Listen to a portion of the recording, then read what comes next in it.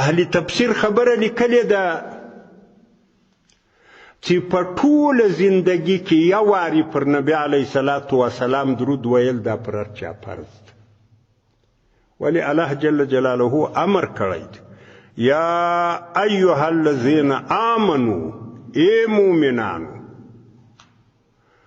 صلوا علیه تاسم درود وایاست پر نبی علیه الصلاة والسلام. صلوا امر د امر پر زیت پایده کوي. وسلموا سلام هم وایاست تسلیما سلام ویل. دا د الله حکم ده. نو ځکه نبی علیه الصلاة والسلام په حدیث کې راځي چې تاسې د جمعې په ورځ باندې ډېر درودونه پر ما وایاست، ځکه د جمعې په ورځ باندې دا درودونه پر ما ارزیږي.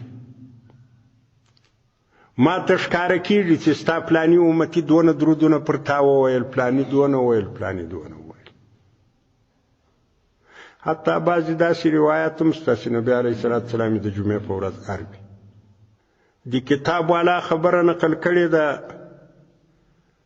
هغه وایي چې نبی علیه الصلاة والسلام وایي چې تاسې د جمعې په ورځ باندې د جمعې په شپه روز کې د جمعې په شپه درود وایاست ډېر، ځکه دا پر ما ارزیږي. زه په دې خبرېږم چې ستا پلاني امتي دونه درودونه پر تا وویل، ستا پلاني امتي دونه، او په هر چا چې پر ما ډېر درودونه ویلي هغه به ماته نږدې انسان وي.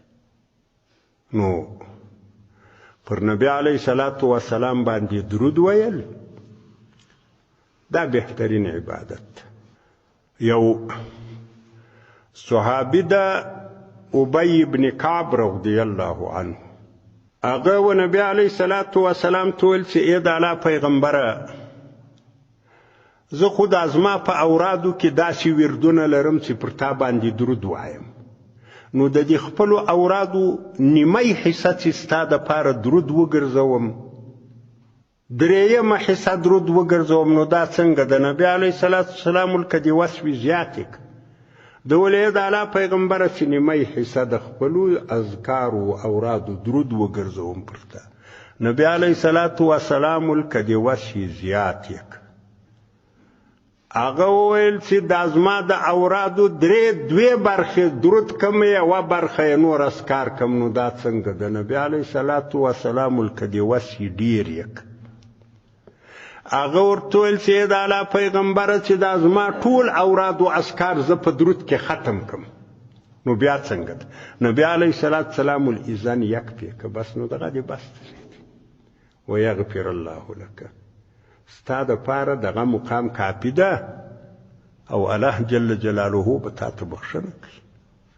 نو هغه مومن ډېر سعید مومن ده، نیک مومن ده، ښه سړی ده چې د الله پر پیغمبر علیه الصلاة والسلام باندې درودونه ډېر وایي.